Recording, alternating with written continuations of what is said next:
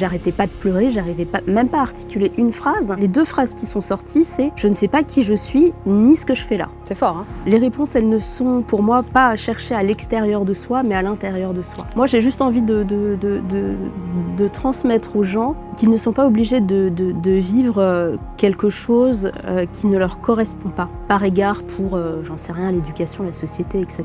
C'est comme si cette programmation qu'on avait faisait qu'on se mettait soi-même profondément, complètement de côté. Le hasard n'existe pas, ça signifie pour moi qu'il y a une explication à tout. En fait, ça donne plus de sens à ce qu'on traverse. Et sachez tous que vous avez toutes les ressources nécessaires pour dépasser ce que vous êtes en train de vivre. Bienvenue, merci d'être avec nous pour cette nouvelle rencontre. Aujourd'hui, sur le canapé d'ABC Talk, j'ai le plaisir d'accueillir une experte en libération émotionnelle, énergétique et spirituelle. Bonjour Sana Benkassi. Bonjour. Vous êtes bien confortablement installée? Je suis parfaitement installée, merci. Prête à nous faire découvrir votre spécialité. Donc je disais que vous étiez experte en libération émotionnelle, énergétique, spirituelle. J'ai envie de dire, et si réussir n'était pas quelque chose à construire, c'est un peu ce que vous dites, mais quelque chose à se rappeler. C'est un peu ça. Exactement, tout à fait. Le concept. Quand on vous écoute et on comprend que votre approche, elle repose sur une idée que tout serait déjà là. Qu'est-ce que ça veut dire concrètement ?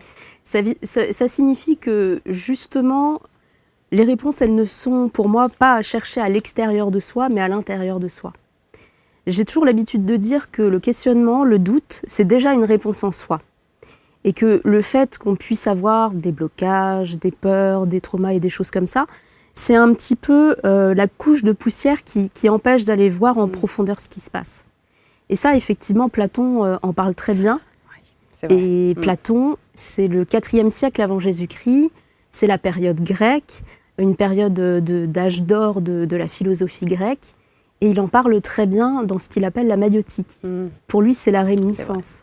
Donc c'est vrai que je me rapproche vraiment, on va dire, d'une spiritualité pragmatique, si on peut dire ça comme ça, puisque finalement, à travers les âges et à travers les civilisations, tous les philosophes que j'ai pu voir et que j'ai pu rechercher parlent d'une manière ou d'une autre de cette façon d'avoir l'inconscient ou le subconscient qui est actif et qu'on a des connaissances qui sont cachées. Et si je reviens sur Platon, Platon l'exprime très bien à travers cette maïotique-là, en fait. Alors, on va revenir peut-être à votre enfance. On va commencer aux prémices. On est tranquillement installé, donc on va connaître et tout savoir de Sana. Vous dites que vous vous êtes toujours senti, entre guillemets, à part. Voilà, vous êtes toujours senti à part. C'était quoi cette différence finalement? Qu'est-ce que vous perceviez enfant que les autres ne percevaient peut-être pas? Les personnes décédées. Et c'était pas forcément des physiques, si je peux dire ça comme ça. Oui, c'est intéressant de savoir comment vous les perceviez finalement. C'était pas physiquement. Non, c'est un peu l'image, l'image d'une, comment dire, alors je n'ai plus le mot. Alors je vais faire une référence par rapport à la campagne présidentielle, avec Jean-Luc Mélenchon qui faisait ses meetings avec, je ne sais plus comment ça s'appelle, c'est pas grave. Et en fait, c'est un petit peu comme une projection de l'être, mais pas comme je vous vois, vous, aujourd'hui. Est-ce que, alors je dis les choses comme elles me viennent, un nuage de fumée? Non, pas du tout. Non, pas du tout. On voit bien la silhouette, on voit bien les traits, mais c'est comme si c'était légèrement translucide. D'accord. On est sur une espèce d'hologramme, pas net. Hologramme, c'est le mot que je cherchais. J'ai gagné. Merci. D'accord. C'est comme un hologramme, en fait. D'accord. Et je me souviens d'une anecdote lorsque j'étais à l'école primaire où j'avais une peur bleue d'aller aux toilettes. Les toilettes se situaient vraiment en sous-sol et j'avais une peur bleue d'y aller. Et quand j'y allais, je faisais ce que j'avais à faire, mais super rapidement. Et je me lavais les mains en 3 mouvements, pardon. Et j'avais super froid. Tout le temps, j'avais Mais c'était qu'une sensation, là. C'était une sensation. Rien de visuel. Il n'y avait rien de visuel, c'était une sensation physique, donc de froid, et une sensation émotionnelle de peur. Vraiment une peur. Mais à l'époque, j'avais 7 ou 8 ans. Je ne savais pas si... J'étais pas en capacité de dire que cette peur ne m'appartenait pas, par exemple. Et des années plus tard, parce que moi je m'intéresse beaucoup à l'histoire, c'est une passion, J'en avais fait une toute partie de mes études, voilà, mais c'est vraiment quelque chose qui me passionne. Je me suis dit, je vais regarder un petit peu l'histoire du village dans lequel j'ai habité, etc. Et puis j'ai découvert que dans cette rue, qui s'appelle la rue du Gibet, il y avait une potence en fait dans cette rue. D'accord. Et ça a fait sens ensuite sur la peur que j'avais, sur le froid que je ressentais, parce que quand encore aujourd'hui je ressens des présences de personnes décédées, c'est par les frissons que ça se passe. D'ailleurs, vous dites, j'ai su après que la peur ne m'appartenait pas. Vous venez de dire ça. C'est-à-dire que c'est pas vous qui aviez peur? Non. Avec le recul, non. Parce que quand j'étais dans l'école, j'avais pas spécialement peur. C'était vraiment quand j'étais à cet endroit bien précis. D'accord. J'avais vraiment quelque chose. Mais ça, vous l'avez su très, très tardivement. Vous étiez déjà une adulte. Oui. Ah oui, ça a fait... J'avais déjà la trentaine, donc oui, c'est vraiment... Il y a d'autres moments comme ça où vous avez eu peur dans vos souvenirs oui. Sans savoir, hein, sans savoir, effectivement. Je me souviens d'une autre anecdote où je m'endormais dans ma chambre et j'avais laissé la porte ouverte. D'accord. Parce que j'avais l'impression, ou je ressentais qu'il y avait quelqu'un derrière la porte. Donc mon grand frère était venu pour fermer la porte et je lui ai dit non, ne ferme pas la porte, il y a quelqu'un derrière la porte.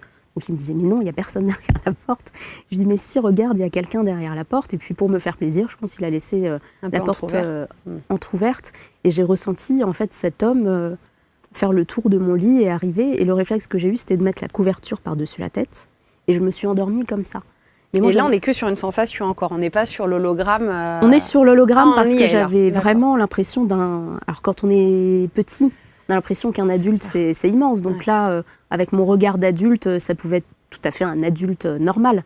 Mais moi, j'avais l'impression qu'il était imposant, chose de monstrueux, immense, peut-être, en termes de oui, grandeur. Je veux dire, c'est dans l'esprit d'un enfant, c'est comme s'il y avait un inconnu dans sa chambre, en fait. Donc il y avait tout ça qui jouait en plus. Et effectivement, c'est parti... comme c'est venu. Mais quand vous en parliez aux camarades, je suis sûre que vous aviez une super amie ou un super ami, vous en parliez, je suppose. Eh bien, pas du tout. D'accord. Parce que c'est pour ça qu'on parlera philo après, mais c'est pour ça que je me rapproche de cette pensée-là, parce que pour moi, dès le plus jeune âge, j'avais l'impression que tout le monde avait ça. C'est-à-dire que pour moi, c'était pas quelque chose d'inhabituel ou de bizarre, C'était impressionnant, évidemment, mais c'était pas quelque chose d'anormal. J'ai toujours cru que c'était normal pour tout le monde, en fait. Ah, d'accord. Vous pensiez que tous vos amis, ça leur arrivait, point final. C'est ça. Et donc, les années passent comme ça, avec plein de petites choses. Et puis, alors je fais un bond en avant, il y a l'épisode du bac. Ça m'a vraiment intriguée. Vous tombez exactement sur le texte que vous vouliez. Alors, est-ce que pour vous, c'était justement de l'intuition, de la guidance racontée? Parce qu'en plus, vous aviez révisé... une infime partie, je vous laisse raconter. Ah, c'était génial. Alors, pour les gens qui passent le bac, ne faites pas ça, évidemment. Ne faites pas ça si vous passez le bac cette année. C'est bien de faire de la prévention, parce que ça va vite arriver. Je préparais un bac L. Et le bac L, le coefficient en français, c'était... Bon, je ne me souviens plus exactement, mais c'était un gros coefficient avec la philo, qui était un gros coefficient ici. Et puis, on avait une trentaine de textes à préparer. Et à l'époque, je savais que j'avais plus ou moins des facilités, mais des facilités intellectuelles, hein, pas des facilités spirituelles et compagnie. Et j'étais là, je me suis dit, ce texte-là, j'aimerais bien, ce texte-là, j'aimerais bien, ce texte-là, j'aimerais bien. Il y en avait 4 en tout. Il y en avait un en particulier que j'avais adoré. C'était, si je me souviens bien, c'était de Victor Hugo, Souvenir de la nuit du 4. Et c'était, je crois, si je ne me trompe pas, dans les Châtiments. Et donc... Lorsqu'on avait travaillé ce cours-là en cours de français, la prof de français de l'époque, elle nous avait distribué la représentation d'un tableau qui correspondait justement à ce texte-là. Et je l'ai pris avec moi à l'oral de bac, et je me suis dit, ça serait bien quand même que je tombe là-dessus et tout. Et la personne devant moi n'avait pas fait une très bonne prestation, parce que ça avait duré que 15 minutes. Et après, j'arrive avec mon petit...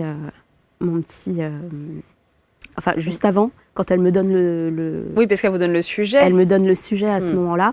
Et je vois qu'effectivement, c'est Souvenir de la nuit du 4. Et c'était... Et du coup, vous aviez avec vous j'avais le dessin. Et je lui ai montré, d'ailleurs, j'ai le tableau qui correspond, etc. Mais pour moi, tout ça, c'était que de la chance, en fait.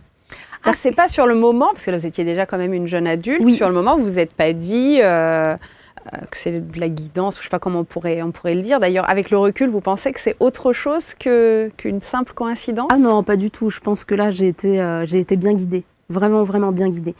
Je suis partagée entre la guidance et la manifestation aussi, parce que ça aurait pu être de la manifestation aussi. Et ça, c'est... Qu'est-ce qui vous fait dire ça? Disons que je l'avais tellement désiré, ce texte-là, parce que j'avais tellement accroché avec la dimension émotionnelle du texte, que vraiment, c'était quelque chose qui me prenait. Et je sais que, je me souviens plus exactement de tout le détail de l'oral de l'époque, mais je sais que j'en parlais avec passion. Et je pense que c'est ça aussi qui a fait que j'ai eu une bonne note à l'arrivée. Même si la prof, son boulot, c'est d'être impassible. Oui, bien sûr. Mais c'était vraiment quelque chose qui me saisissait. Donc là, si je dois être complètement honnête avec vous, je ne sais pas si c'est de la guidance ou si c'est de la manifestation. Ça peut être aussi les deux. D'accord. Mais c'est intéressant. C'est intéressant. Peut-être que si je crois très fortement à quelque chose, non, ça marche pas comme ça. Non, j'aimerais bien. il faut que ça vous saisisse émotionnellement. Il faut que ça soit très profond. C'est j'entends ça. bien. En fait, c'est parfait parce que on est en trinôme. Donc, il y a quelqu'un qui représente l'enfant et l'autre représente un parent. Et l'autre, le constellant, il est témoin. Donc, même si on est 100 personnes, vu qu'on est en trinôme, ça fonctionne super bien dans le triangle et c'est tout ce qui compte. Au contraire, on est plutôt à l'aise finalement qu'il y a plusieurs personnes qui sont en train de vivre la même chose à côté de nous.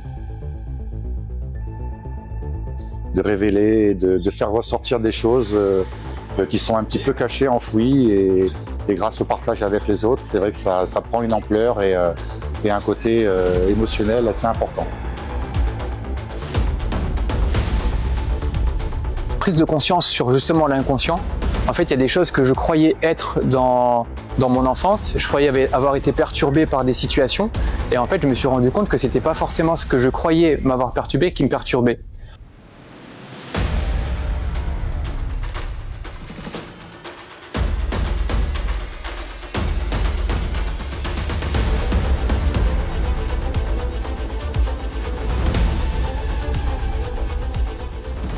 Alors malheureusement, votre vie bascule avec alors, plusieurs épreuves. Malheureusement, il y en a vraiment pas mal. On va parler de la perte de votre papa. Oui. Comment on se reconstruit après ça? On se reconstruit comme on peut, c'est-à-dire que c'est un contexte particulier où on a été vraiment dans les tribunaux pendant un certain nombre d'années puisque c'était accidentel. Et dans mon parcours personnel, ça a été particulier puisque j'ai fait des cauchemars sur ce décès durant les 7 derniers mois de la vie de mon père. Et à l'époque, j'avais 22 ans, mais je n'étais pas du tout connectée à la spiritualité, enfin, consciemment, on va dire. Pour moi, c'était juste des rêves, si vous voulez. Et puis, le décès se passe et je me rends compte de ça, mais des mois, voire des années plus tard. Et là, j'ai commencé à nourrir bien malgré moi une culpabilité. Je ne comprenais pas l'intérêt d'avoir rêvé de ça si moi, je ne pouvais rien faire en fait pour l'en empêcher. Ça a été très dur. Donc c'est ça la culpabilité. C'était une de mes questions. Je me demandais quelle était cette culpabilité. Parce que c'est un petit peu la face cachée, on va dire, de la médiumnité. C'est ça. C'est-à-dire qu'à un moment donné, on va aussi voir des choses qui vont concerner nos proches et qui vont être très difficiles à avaler. Et même, j'ai presque envie de dire que je suis pleine de gratitude aussi de ne pas avoir la présence d'esprit de me dire il va se passer ça pour telle personne dans mes proches. Parce que ça, on n'a pas finalement la datation qui va avec. Ouais. Donc on ne peut pas vivre en permanence en angoisse et en peur. Et si la personne ne vous donne pas des nouvelles de 5 minutes, en 5 minutes, ça ne va pas aller, etc. On ne peut pas se mettre non plus en stand-by et j'allais dire, à nourrir des traumatismes qui ne sont pas encore là. Oui. C'est ça le versant, on va dire, un petit peu plus dur. Parce que j'ai eu la chance, par rapport au décès de mon père en tout cas, j'ai eu la chance de rencontrer une énergéticienne qui m'a expliqué. Vous aviez été la rencontrer ou elle est apparue sur votre chemin? Elle est apparue sur le chemin de ma mère. D'accord. Parce qu'on avait été à une braderie à Strasbourg, etc. Donc elle avait un stand de lithothérapie. Et ma mère et elle ont principalement discuté ensemble. Ma mère a pris une séance avec elle Et quand elle est sortie de la séance, ma mère m'a dit « va voir cette dame ». Puis j'ai un petit peu hésité, je me suis dit « oui, bon, voilà, machin ». J'ai pris rendez-vous, à peine je m'étais assise, elle m'a demandé ce que je voulais.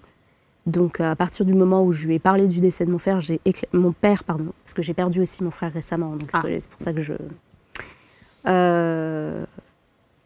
j'ai commencé à éclater en sanglots. Et je lui ai dit, je ne sais pas à quoi ça sert en fait d'avoir de la médiumnité, c'est pour voir ça, moi ça ne m'intéresse pas, en gros, je lui disais ça. Et au moment où je dis ça, il y a un espèce de courant d'air qui passe sous mes jambes. Et là, elle m'explique qu'en fait ça fait partie d'un tout, qu'en fait on est juste prévenu et que ça n'est pas à nous de faire quoi que ce soit. On n'a pas de pouvoir dans ce cas-là? On n'a pas de pouvoir de prévention dans ce cas-là. C'est compliqué en fait, parce que comme dit, nous, dans mon cas, à 22 ans, je n'avais que des rêves. C'était des rêves plutôt symboliques sur la mort, sur l'accident, beaucoup de rêves de serpents aussi. Symboliquement, les serpents, c'est quand même un mauvais présage aussi. On ne peut pas se dire, quand on rêve de ça, alors oui, il va se passer ça par rapport à mon père, il va perdre la vie, etc. On n'a que des indices. Oui, c'est sûr. Oui. On n'a que des indices. Et ça, on ne peut pas l'interpréter pour dire il va se passer ça. Et puis ça a duré 7 mois. C'est-à-dire que ça avait commencé en février 2003. Ça s'est arrêté à son décès en septembre 2003. Et après ça, plus de cauchemars. Il y a eu un effondrement en 2014, la dépression. C'est là, plus de cauchemars ou pas du tout? Non, c'est pas cette période-là. Non, pas du tout. tout. C'est juste qu'on était, ma famille et moi, comme dit, dans les tribunaux, dans les procès par rapport à ce décès accidentel. Et c'est comme si on était en mode survie en permanence. C'est ça. Et le mode survie fait qu'on met un petit peu l'acceptation du décès, il est en stand-by en quelque sorte. L'acceptation du décès, elle est très compliquée parce qu'on ne peut pas mettre un point final tant qu'on est en train d'aller dans des rendez-vous d'avocats, de machin, d'audience, de tout ce qu'il y a autour. De tout ce qu'il y a autour. Et paradoxalement à ça, lorsque j'étais en poste, j'étais responsable communication dans une mairie. Ça se passait très très mal avec ma hiérarchie. Et donc la pression, plus ça, plus le reste, j'ai commencé en fait à faire des crises de larmes comme ça, sur l'autoroute, en conduisant, etc. C'est-à-dire que mon corps commençait à lâcher. Ma dimension émotionnelle n'en pouvait plus. Et effectivement, lorsque j'ai été en arrêt et que j'ai vu mon psychiatre la première fois... Donc là, on parle de la dépression, c'est ça? Ça, c'est clairement une dépression, effectivement. Je lui ai dit, je ne sais même pas qui je suis, en fait. Oui, ça, c'est une phrase, je ne savais plus qui j'étais. Ouais. C'est quand même assez fort. À mon sens, c'est même un moment clé de votre vie. Ah oui, oui. Je me demande même si ça a été le début ou la fin de quelque chose, en fait. Vous voyez ce que je veux dire? C'est le début, c'est la fin et le début de quelque chose en même temps. C'est-à-dire que j'étais même pas très consciente de ce que je lui disais. C'est-à-dire que j'arrêtais pas de pleurer, j'arrivais même pas à articuler une phrase. Et les 2 phrases qui sont sorties, c'est « je ne sais pas qui je suis, ni ce que je fais là ». C'est fort, hein? Oui, c'est fort. C'est-à-dire que c'était tellement là depuis, on va dire, cette douleur en gestation qui a fini finalement, heureusement, par exploser et s'exposer, qu'en même temps, il y a eu ces mots très forts qui m'ont fait comprendre des années après que pendant tout ce temps-là, je vivais une vie en automatique. Je pense que c'est aussi le cas de beaucoup de personnes. Une vie en automatique où on est bien calibré, on a ses habitudes, son quotidien, c'est bien ficelé, etc. Mais derrière, on met complètement de côté... il n'y a plus de sens, finalement. Il n'y a plus de sens. Enfin, en tout cas, on ne met pas de sens. Ce que vous voulez dire, c'est ça. Vous me dites si je me trompe, on se lève le matin, on prépare le petit déjeuner, on part travailler, on fait la pause déjeuner, on rentre, on fait les devoirs, et puis on range la vaisselle, et puis on se couche, et on recommence. Et on ne sait même plus trop pourquoi on le fait. Bien sûr qu'il faut gagner un salaire, il faut avancer. C'est ça, tout à fait. Mais ce que vous voulez dire, c'est qu'il n'y a plus le sens réel derrière tout ça. C'est ce que vous appelez le mode automatique. Exactement, complètement. Comme quand vous programmez une machine chez vous, une machine à laver ou peu importe, vous la programmez, elle sait ce qu'elle doit faire, c'est un peu ça. C'est comme si cette programmation qu'on avait faisait qu'on se mettait soi-même profondément, complètement de côté. Et là, en fait, est-ce que c'est dans la chronologie, vous allez quitter votre fonction? Oui. Vous étiez fonctionnaire, c'est bien ça. Vous quittez ce statut et vous lancez, c'est ça. Oui, il y a une petite chose qui se passe. Et pourtant, et c'est pas une critique, mais je voudrais savoir comment vous avez fait. Vous n'avez aucune formation classique. Rien on du est tout. d'accord. En spiritualité? Oui, c'est ah ça. Non, non, non. Oui, en spiritualité. Qu'est-ce qui, à ce moment-là, c'est vraiment une curiosité que j'ai, vous donne la légitimité? Comment vous avez fait? Je sais pas, je me suis J'ai toujours sentie légitime. Tant mieux, tant mieux, tant mieux, tant mieux. C'est vrai que Ça n'a pas été difficile, voilà. Ça n'a pas été difficile, ça a été très fluide. C'est-à-dire qu'à partir du moment où je suis sortie de cette dépression, où j'ai compris qu'en fait ma place n'était pas là, c'est comme si je commençais à m'approprier ma vraie place. Et à partir de là, tout a été fluide. C'est-à-dire que la médiumnité, comme j'en ai parlé au début, ça a toujours été plus ou moins là. Une fois, j'ai vu un astrologue quand je venais de me lancer. Je regarde mon thème. Vous êtes énergéticienne. Je dis oui, peut-être. J'ai dit ça. Bon, oui, pourquoi pas et tout. Oui, il y a ça dans votre famille, ça dans votre famille. Et des années après, je demande à ma mère. Et ma mère m'explique que ma grand-mère maternelle... ma grand-mère paternelle aidait les femmes à tomber enceintes, celles qui n'arrivaient pas à tomber enceintes. D'accord. Et la tante de ma maman soignait aussi à travers les mains. Et ça, je l'ai appris longtemps après avoir commencé les soins.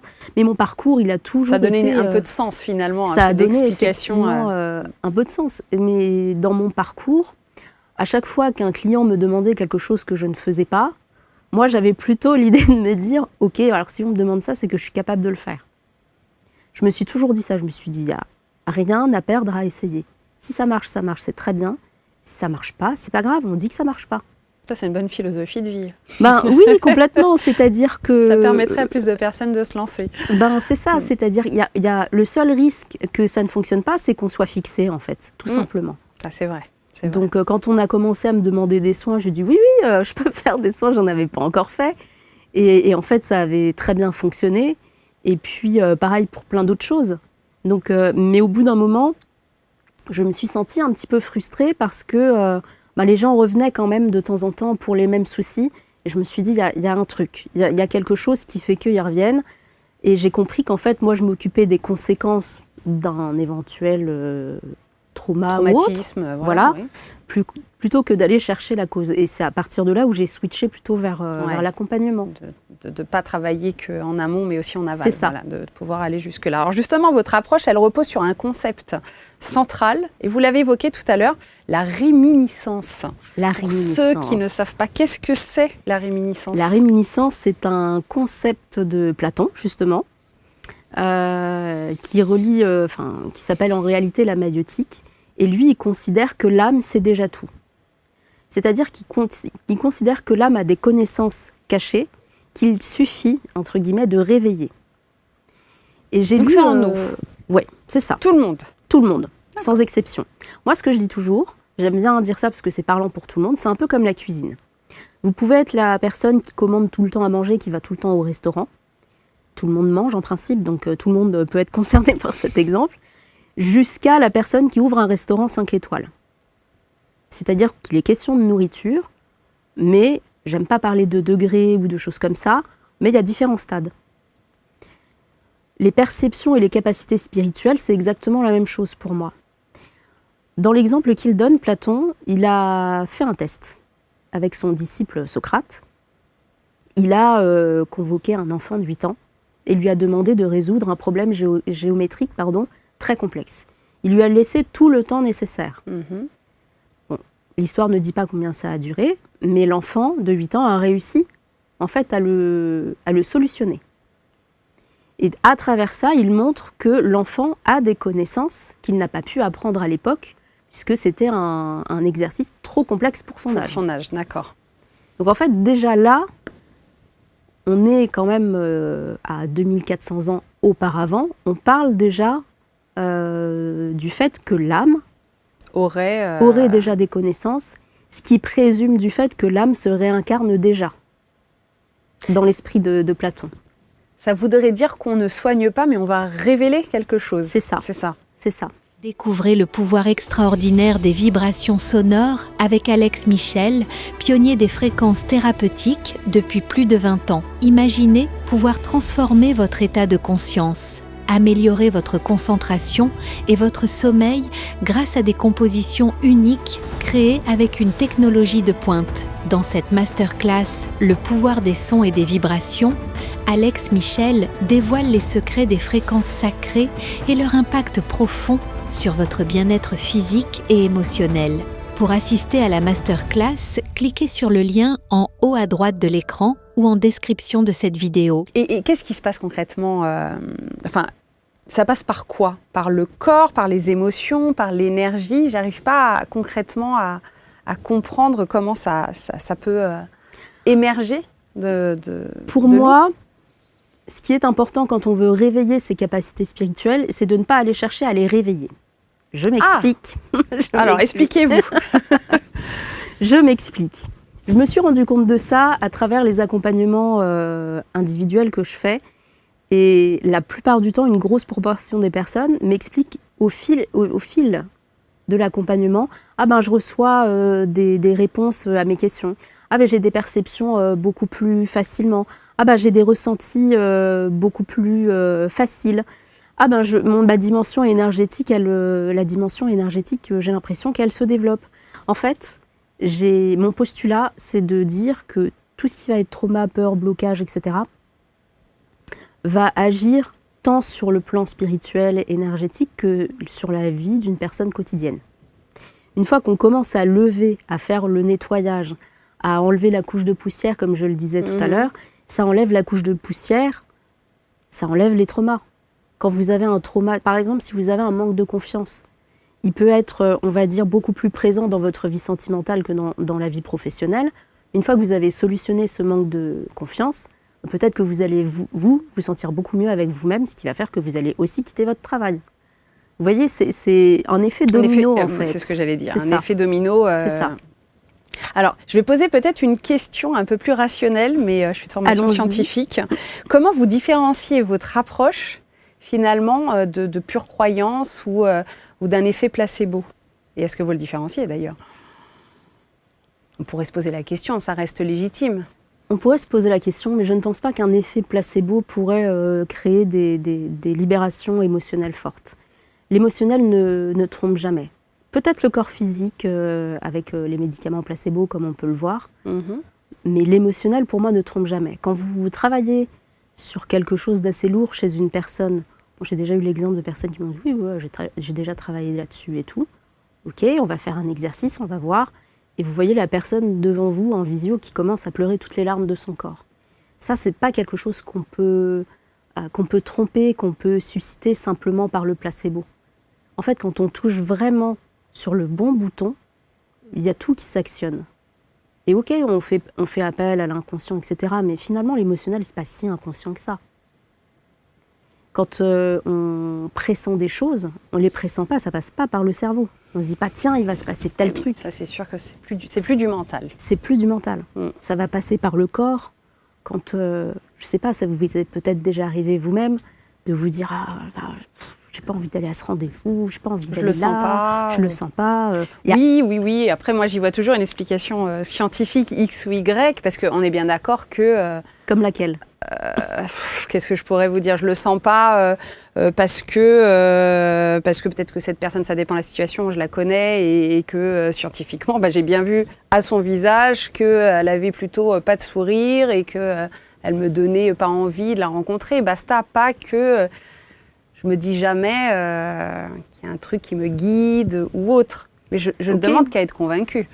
Mais quand vous dites « je ne le sens pas » d'une personne que vous ne connaissez pas mais qui a l'air bien, qui a l'air souriante, qui a l'air bien, mais vous dites, il y a un truc... je me dis que c'est une coïncidence quand je dis ça, c'est que je suis... Est-ce que la coïncidence existe? On pourrait se poser la question, existe-t-elle? Est-ce que vous avez la réponse? Je ne pense pas, je pense que le hasard n'existe pas. Attention, on va partir sur ce débat très intéressant. Le hasard n'existerait pas. C'est triste finalement, ça veut dire que tout est déjà écrit? Non. Pour moi, ça n'a rien à voir. Le hasard n'existe pas, ça signifie pour moi qu'il y a une explication à tout. Une explication, mais tout serait écrit ou pas finalement? Parce que si un sens. En fait, ça donne plus de sens à ce qu'on traverse. Si le hasard n'existe pas, on était destiné à se rencontrer aujourd'hui, par exemple. Par exemple. Et c'est censé avoir un sens. C'est qu'on censé ne avoir un détecte sens. pas aujourd'hui ou qu'on n'a pas besoin de... On n'a pas forcément besoin de le savoir, de sens, effectivement. voilà. Mais peut-être que, alors, avec tout le respect que j'ai pour Marc, Oui, qui ne Mais- peut pas être là qui ne aujourd'hui. peut pas être là, mais peut-être que le feeling aurait Était différent aurait avec été Marc. différent, effectivement. Peut-être que l'énergie aurait été différente aussi. Tout est possible. Finalement, c'est pas très important de le savoir. C'est pas bête de le voir comme ça. Merci Marc de ne pas avoir été là, puisque finalement je n'aurais pas rencontré Sana et je n'aurais pas posé cette question. Et là, voilà, ça permet aussi d'avancer dans ce cheminement. Je suis fermée à rien du tout. D'ailleurs, je suis sur cette chaîne pour cela. Mais c'est vrai que j'ai ce côté scientifique où j'ai besoin de mesurer, en fait. Et on ne peut pas. Mais je veux dire, moi j'ai un petit problème avec ce truc de mettre en opposition les choses. Platon, je vais donner un autre exemple d'un philosophe très connu, qui est très logicien, très dans la logique, et qui parle également d'intuition, Mhm. c'est Spinoza. Spinoza, si on fait un petit peu des recherches, 17e siècle, dans les Pays-Bas, c'est quelqu'un qui est quand même hyper cartésien. Et il parle d'une connaissance intuitive, intrinsèque à tout le monde, qui dépasse le raisonnement. Spinoza nous dit ça, en fait. C'est-à-dire qu'il ne l'oppose pas. Pour lui, ça fait partie d'un tout, en fait. Et c'est ça qui est important pour moi de transmettre. C'est-à-dire que maintenant, on vit quand même dans une période où la spiritualité, pour certaines personnes, c'est des trucs perchés, c'est des gens un peu fous, etc. Et, J'ai longtemps cru ça, hein, je vous avoue. voilà. J'ai longtemps cru ça. Mais maintenant, je crois que c'est juste que je ne comprends pas encore. Et c'est pour ça que c'est très intéressant d'interviewer sur cette chaîne. Voilà, je vais apprendre. Et d'ailleurs, dans les commentaires, n'hésitez pas si vous avez des preuves scientifiques. Moi, je suis prenante. Mais si vous voulez, la preuve scientifique, c'est pas encore une fois quelque chose à mettre contre ce qu'on ressent. Ça peut donner une dimension encore plus importante, encore plus forte, encore plus intense. Et pour moi, c'est ça qui est important, c'est de créer des ponts, finalement. Mhm. Donc la chose, finalement, c'est pas de se bloquer à se dire, moi, je veux que ce soit vérifiable par A plus B. Parce que je vous entends, je suis cartésienne aussi, moi j'aime bien comprendre les trucs. J'ai été faire mes recherches quand je me suis souvenue de Platon, je me suis dit, tiens, je vais voir s'il y a d'autres philosophes qui ont évoqué ça. Et quand je suis tombée sur Spinoza et aussi sur Carl Jung, un peu plus proche de nous, au XXe siècle, je me suis dit, mais c'est génial, en fait. Il y a des philosophes qui ont traversé les âges de différents milieux géographiques, de différentes périodes historiques, Oui, surtout. qui mais- valident quand même cette perception-là. Donc finalement, on peut avoir une approche qui est spirituelle et pragmatique en même temps, et philosophe en même temps. Et c'est ça qui est important pour moi, c'est-à-dire de ne pas mettre la spiritualité d'un côté et le reste de l'autre. On fait partie bien de finalement le d'un dire. tout. C'est bien de le dire, ça. Alors, vous parlez d'ailleurs aussi de mémoire qui bloque, je crois, si je ne me trompe pas, à un moment donné, dans ce que j'ai lu.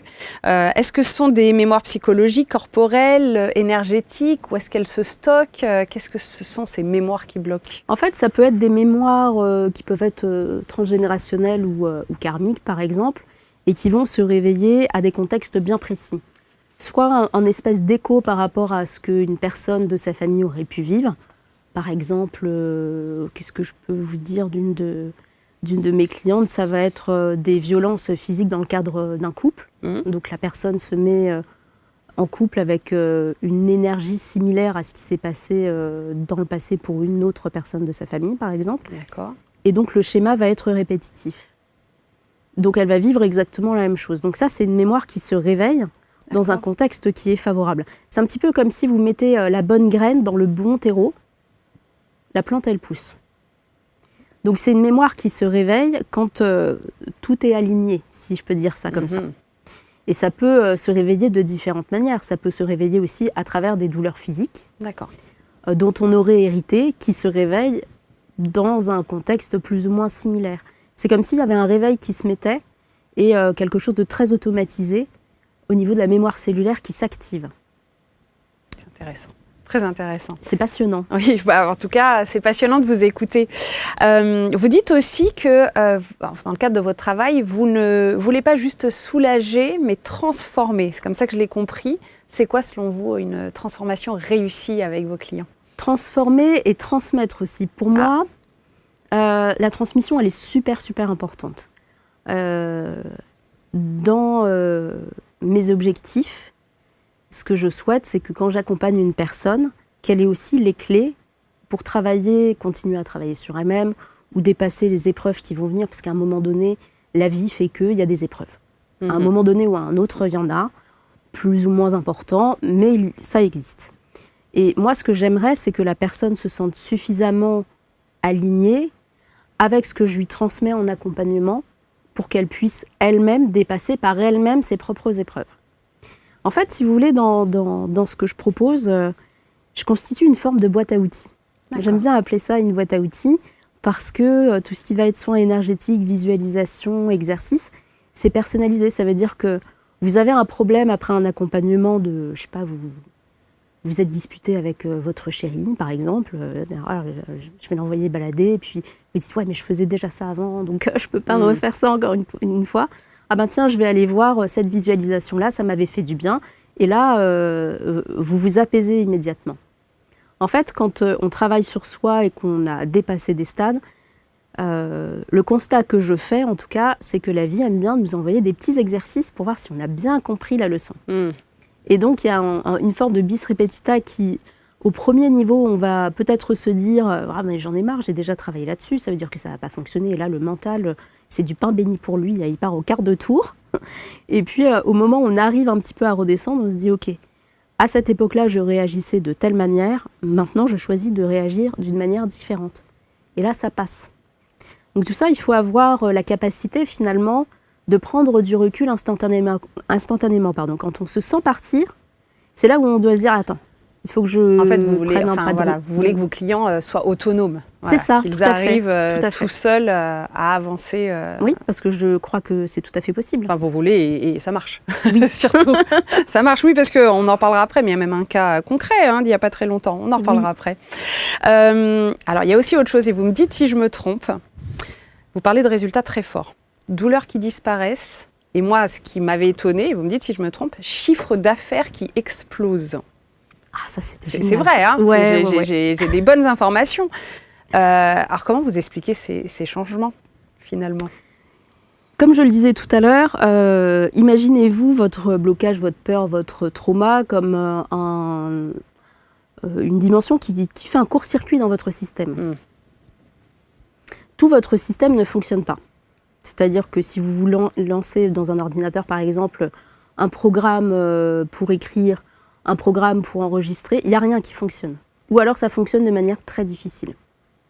Quand vous allez réparer finalement cette coupure, tout va refonctionner.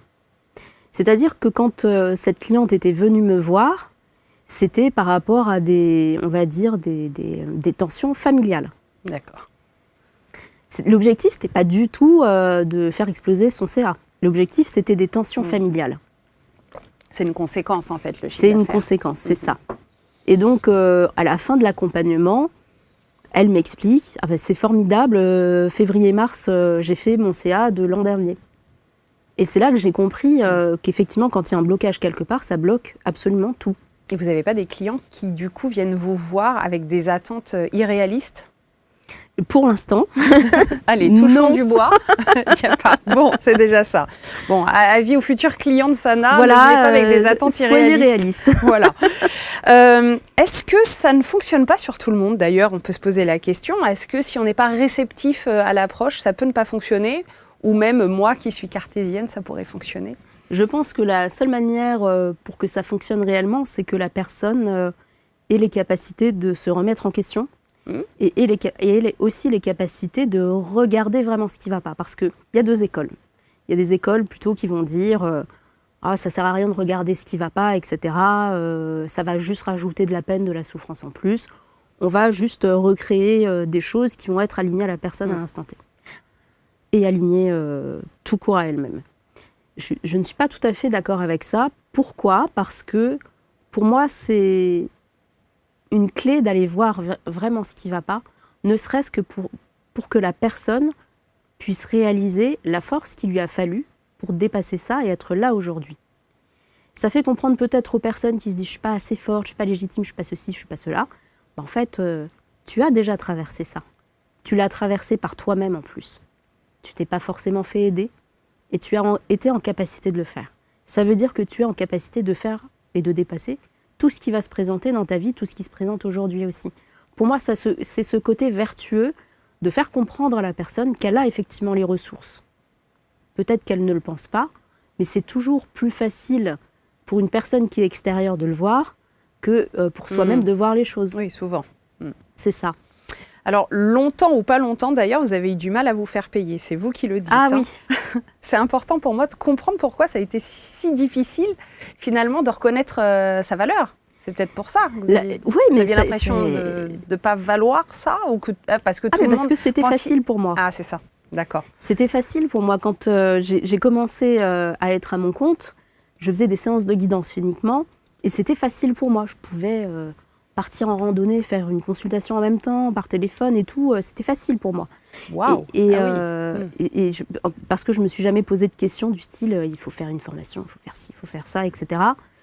Et donc, ça, je l'ai compris aussi des années plus tard, que je ne m'autorisais qu'à être payée au lance-pierre parce que je n'assumais pas finalement cette facilité-là. Et que les gens profitaient de vous.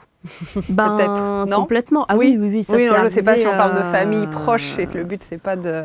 Oui, oui, tout à fait. Mais oui, tout le monde n'est pas capable de faire ce que vous faites. Bah, c'est là où c'est vous ça. avez, c'est à mon avis, à ce moment-là, à partir du moment où vous avez compris que Oui. tout le monde ne pouvait pas faire comme vous, Oui. que vous avez reconnu Oui. et accepté la valeur de votre travail. C'est ça, et surtout quand je me suis rendu compte à quel point ça faisait du bien aux gens. C'est pas comme quand on va s'acheter une glace et on se fait... Vous avez fait du plaisir bien que immédiatement. 2 minutes. Hein. C'est ça fait du bien que 2 minutes. Là, c'est vraiment, je sentais que ça faisait vraiment une différence dans la vie de la personne. Et c'est là que j'ai compris, tu peux pas te faire payer des clopinettes quand tu amorces une telle différence dans la vie d'une personne. Ouais, c'est essentiel. Bon, tant mieux, au moins. Mais bon, on sait qui était Sana avant et puis C'est ce qu'elle ça. est devenue après. Alors, vous dites aussi que vous retournez dans le passé, là où d'autres évitent. Est-ce qu'on risque pas de réactiver des blessures en allant dans le passé, si les blessures sont bien stockées dans un coin du cerveau? Il n'y a pas un risque, ou ça vous est jamais peut-être arrivé? Quand vous vivez un traumatisme du passé et que vous y repensez, ça vous fait encore quelque chose ou pas? Oui. Donc c'est dans le passé, mais ça vous fait encore quelque chose. Oui, mais il est bien enfoui. Vous voyez Oui, ce que je veux mais dire? Il y a ça- plein de couches dessus. Oui, mais ça vous fait quand même quelque chose. Oui, oui, oui. Voilà. Donc en fait, c'est pas parce que c'est très très loin dans le passé que ça n'a plus d'influence sur vous. Ouais, je vois ce que vous voulez dire. Donc, il y a une utilité. Il y a une utilité. Tant pis, effectivement. Il faut enlever le pansement. Il en faut enlever fait. le pansement. Mm. Après, ce que je dis, c'est que c'est un petit peu comme j'ai un jeune client que je suis qui m'a posé la question il y a quelques semaines. Il m'a demandé, mais est-ce que vraiment, on peut guérir de ça? Et je lui ai dit non. C'était quoi ça? C'était C'était quelque chose qu'il traversait D'accord. par rapport à un quelque chose sujet d'émotionnel, hein, c'est Vraiment ça? très très D'accord. fort. Très très fort. Je lui ai dit non, pas comme tu l'entends.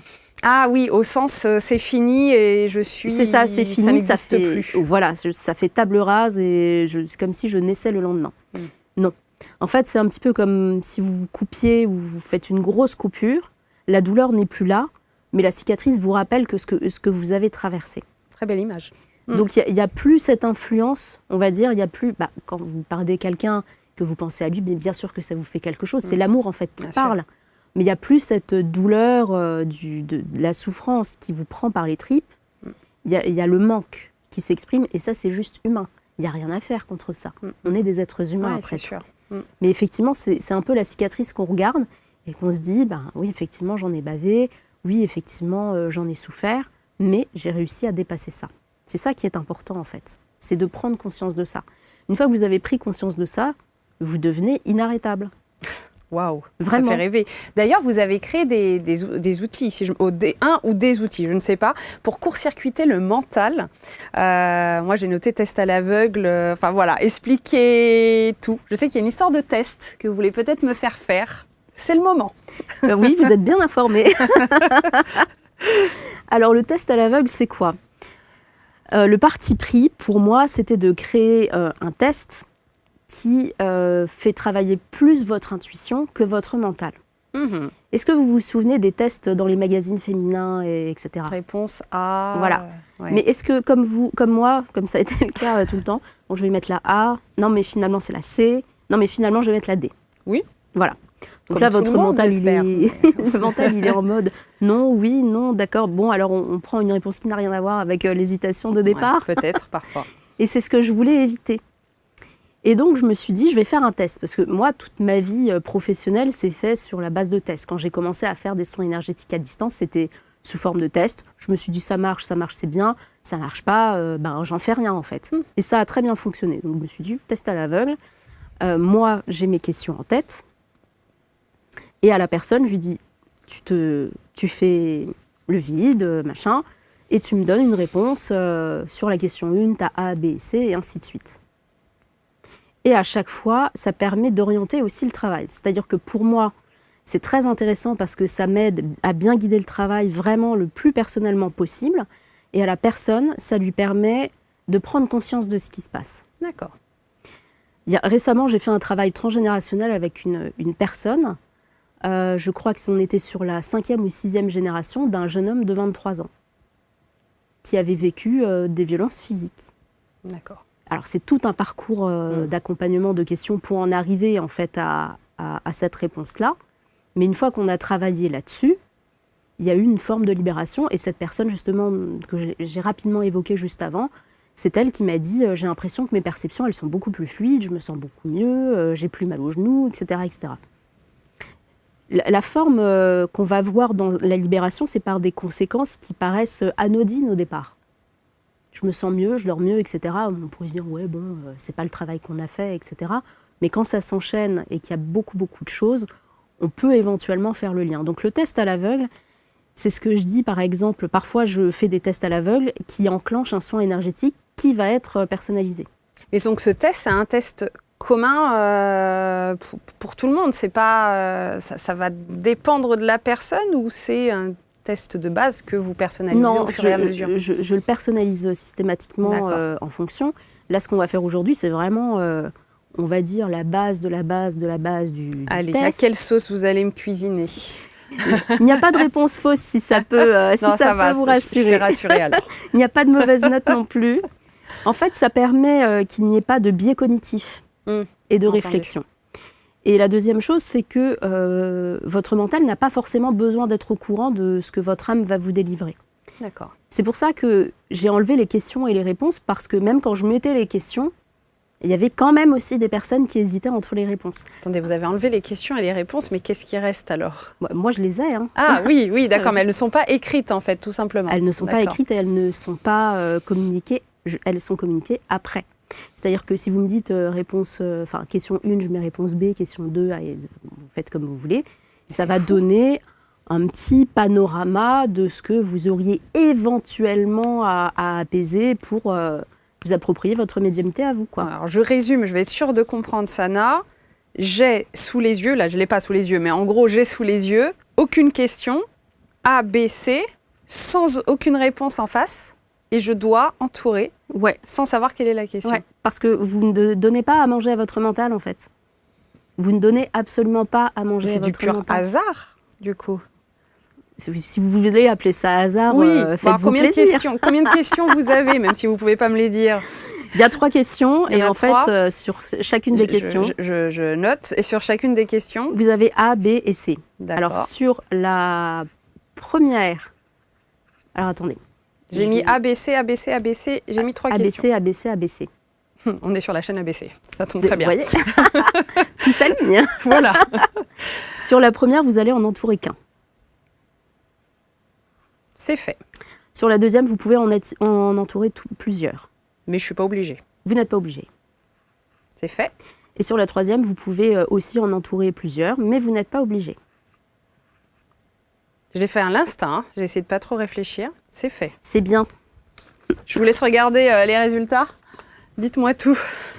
Alors, la question 1, elle correspond à la capacité spirituelle qui est le plus alignée à vous. Alors, j'explique toujours les questions. C'est-à-dire que si vous choisissez un truc et qu'il n'y a pas l'autre, ça ne veut pas dire que vous êtes nul à l'autre. Ça veut dire qu'il y a une sensibilité qui est plus accrue. Donc, la première question, c'est quelle est ma zone de génie spirituel ? En 1, vous avez l'énergétique, en 2, vous avez la médiumnité, et en 3, vous avez les deux. Vous, a priori, ça va être plutôt l'énergétique. Entendu. En deuxième question, d'où vient, si vous avez par exemple, est-ce que vous faites des soins énergétiques pour le moment, oui ou non? En ce moment, non, mais j'en ai fait. Ok. Qu'est-ce qui a pu, du coup, je vais quand même adapter un peu cette question, puisque si vous en faites déjà, ce test, il est intéressant. J'en ai fait que 2 fois. Je ne sais pas si Ah, le nombre compte, mais voilà. En fait, la deuxième question, elle va plutôt s'intéresser à l'origine d'un éventuel blocage ou quelque chose qui aurait pu brider ce don-là. D'accord? Donc là, vous avez fait une réponse. Donc la 1, c'est le transgénérationnel. La B, ce sont les vies karmiques, donc les vies antérieures. Et la C, ça va être la vie actuelle. Donc là, vous avez mis plutôt karmique. Donc, ce qui est intéressant dans votre réponse, c'est que votre dimension énergétique, elle est beaucoup plus ancienne que ce que vous ne pensez. Et la deuxième information, c'est qu'il a dû se passer un événement, un truc qui a fait que ça a pu fermer un peu les vannes. C'est rigolo, ça. Je vous expliquerai pourquoi. Finissez. Et qu'est-ce que ce blocage ou ce trauma dans les vies passées a pu engendrer comme conséquence dans votre vie? Ça peut être par le passé, ça peut être maintenant, peu importe. Donc vous avez mis A et B. La A, c'est la légitimité. En B, c'est la confiance. Et en C, c'est la procrastination, autosabotage. Parce que pour moi, la procrastination, c'est de l'autosabotage. Très intéressant. Je ne suis pas quelqu'un qui procrastine du tout, donc c'est la seule que je n'ai pas entourée en ça, plus. C'est ça. Vous m'avez dit légitimité, la deuxième... C'est manque de confiance. Ah oui, le manque de confiance. Et problème de légitimité. D'accord. Alors, légitimité et manque de confiance, ça peut être quelque chose que vous avez déjà expérimenté dans des vies passées quand vous faisiez des choses énergétiques ou du magnétisme. Ça ne veut pas dire que c'était votre métier avant non plus. Peut-être que vous étiez, j'en sais rien, au fin-fond d'un village en train de soigner les gens à travers les mains et que vous en avez payé le prix de la vie ou ce genre de choses. Pas, mais... merci. Mais de rien. Ça donne envie de venir la voir, n'est-ce pas? Vous me dites dans les commentaires. Non, vraiment très, très intéressant. En fait, si vous voulez, c'est finalement votre âme qui vous guide dans les réponses parce que votre âme, c'est déjà tout. Votre âme, elle sait ce qui se passe dans mon âme, en quelque sorte. Et donc, oui, je vois ce que vous voulez dire, dans l'idée. Dans l'idée, et donc comme vous n'avez pas matière à réfléchir, votre mental, ce qui peut éventuellement se dire, c'est c'est juste un test, il n'y a pas de réponse à machin, je vais aller me coucher. Donc vous voyez, c'est vraiment pour moi un outil qui est extrêmement puissant parce que ça permet de mettre le doigt directement sur ce qui pêche. Bien, on arrive sur la fin de l'émission. Alors, j'ai quand même envie de vous poser cette question. Si quelqu'un nous regarde là et se sent bloqué, se sent perdu, par quoi il commence? Qu'est-ce que vous aimeriez lui dire? De s'écouter.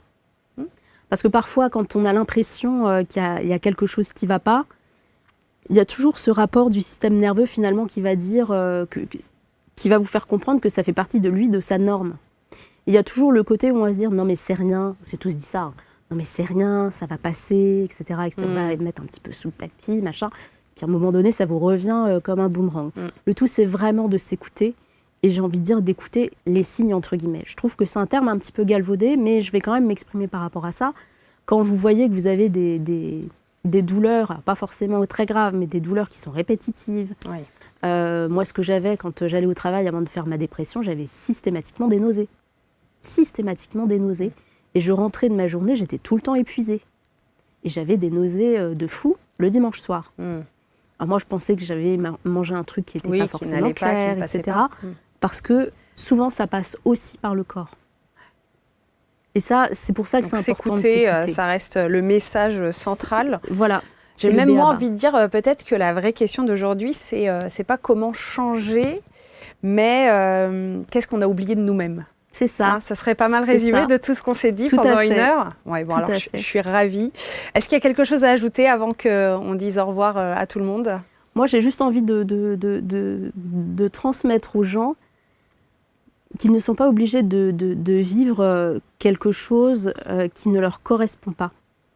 Par égard pour, j'en sais rien, l'éducation, la société, etc. Et que la vie peut partir d'une seconde à l'autre.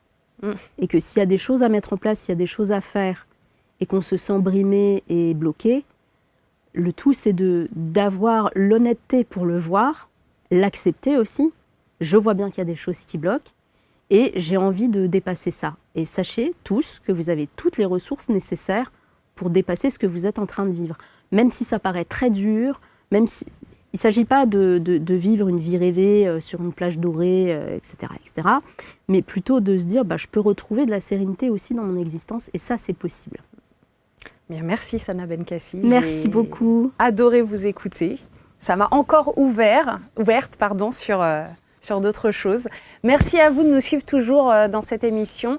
On vous met tous les liens pour pouvoir contacter Sana Benkassi si besoin. N'hésitez pas à commenter avec bienveillance, bien évidemment. Et puis on se dit à très bientôt pour une prochaine rencontre.